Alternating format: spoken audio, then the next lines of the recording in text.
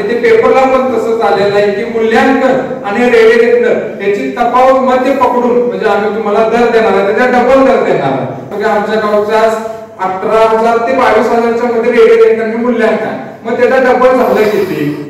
त्याचा डबल झालं 44,000 रुपये झाले. आणि मी समर्थन दिलं म्हणून मला बोनस 25% म्हणजे 60,000 रुपये कोणता झाले ना.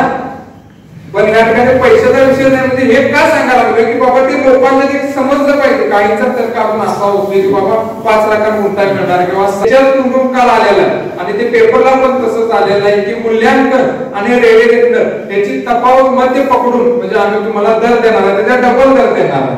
आता मी आमच्याच एकोणीपासूनच सांगतो की आमच्या गावच्या 18,000 ते 22,000च्या मध्ये रेडिएटर मूल्यांकन, मग त्याचा डबल झालं किती? त्याचा डबल झालं 44,000 रुपये झाले. आणि मी समर्थन दिलं म्हणून मला बोनस 25% म्हणजे 60,000 रुपये कोणता झाले ना. पण या ठिकाणी पैशाचा विषय नाही. म्हणजे हे का सांगायला लागलं की बाबा ते लोकांना ते समजलं पाहिजे. काहींचा तर्क आपण असा होतो की बाबा 5 लाखांना गुंताय मिळणार किंवा 6 लाखांना, ते पूर्णपणे भ्रम आहे. म्हणजे ते डोक्यात सुद्धा तुम्ही कानात घासून सुद्धा जायला नको आहे, कारण ते स्वतः राजश्री सगळ्यांच्या तोंडात आलेला आहे, तसंच ते पेपरला आलेलं आहे. त्यामुळे पैसे हे अजिबात नाही. ज्या दिवशी आपण या कागदला शक्तीपीठाची सुरुवात केली त्या दिवशी आपल्या एक पहिलंच एक वाक्य होतं की शक्तीपीठ महामार्गाला एक इंच सुद्धा आपण जमीन द्यायची नाही. आणि तीच पार्श्वभूमी आता आहे की आपण काही जरी झालं तर शक्तीपीठ महामार्गाला आपण एक इंच सुद्धा जमीन द्यायची नाही. काही पण होऊ दे, भले आम्हाला 10 लाख रुपये गुंठा म्हणले तरी सुद्धा 10 तुमच्या सोबत आम्हाला 1 गुंठ्याचे पैसे देते राहिलेले आम्हाला 49 गुंठ्याचे पैसे घ्या 50 वर्ष पुढचे लागतील. त्यामुळे आपण तसल्या कुठल्याही भानगडीत न पडता आपण जे पहिला ठरलेलं आहे त्या पद्धतीने जायचं आहे. आणि दुसरी गोष्ट म्हणजे प्रत्येक जणाचं एक मत होते की बाबा पुढे मोर्चाच काय करूया किंवा काय करायचं, राजश्री क्षीरसागरांच्या गावावर मोर्चा काढू का किंवा आणि काय करता येईल काय आपल्याला.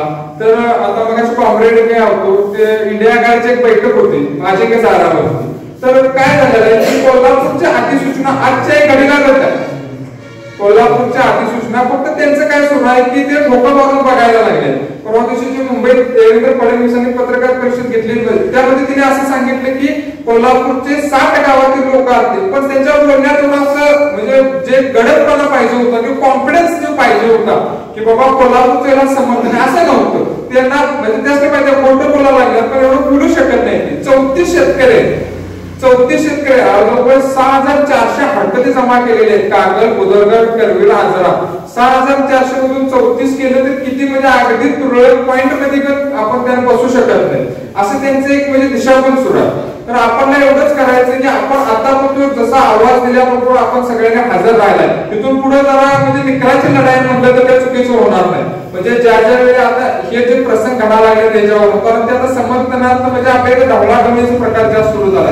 कुठल्याही परिस्थितीत काय पण करायचं, काही लोकप्रतिनिधींवर प्रेशर असेल किंवा अशी बाकीची आता काही गरज नसताना काही नगरसेवक आहेत. नगरसेवकांचा शक्तीपीठाचा काय संबंध आहे? नगरसेवक राहणार कोल्हापुरात, तुम्ही तुमच्या शहरात बघा की क्षीरसागर साहेबांना सुद्धा आपल्याला काय सांगायचं की तुमचा आणि शक्तीपीठाचा काही संबंधच नाही. हो तुम्ही उत्तरचे आमदार आहात, तुम्ही उत्तरमधलं बघा ना.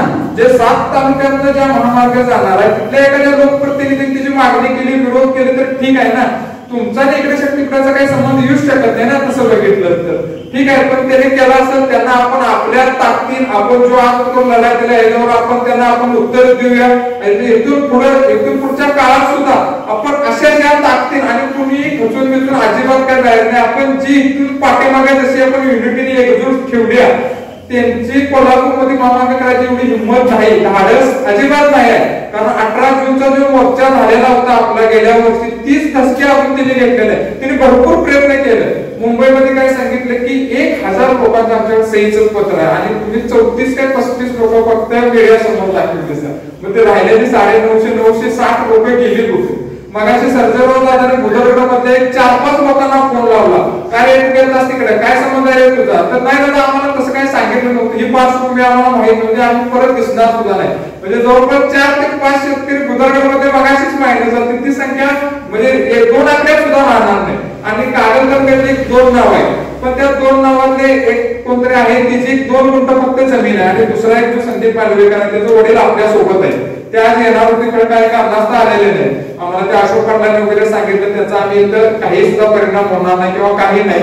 कागल तालुका हा समर्थनार्थ 0 आहे आणि पुढच्या 2-4 दिवसात बुधवार मग एखादा काही राजकीय विरोधक आहे म्हणून तो जाईल, त्याच्याकडे काय आपण लक्ष देणे नाही किंवा काय नाही. आणि आपण जे काय पुढं ज्या गोष्टी करायचे किंवा पुढच्या कुठल्या लोकप्रतिनिधींना भेटायचं, काय करायचं, हे आपली पत्रकार परिषद झाल्यानंतर हा एकच आपण बसूया आणि कुणाचे बऱ्याच इथं बसलेले असते काहीतरी बोलायचं आहे, काहीतरी प्रश्न विचारायचे, काहीतरी सांगायचं आहे. म्हणजे हे पत्रकार परिषदेनंतर आपण इथं सगळे थांबूया. अशाच नवनवीन अपडेटसाठी डिजिटल कोल्हापूर चॅनलला सबस्क्राईब करायला विसरू नका.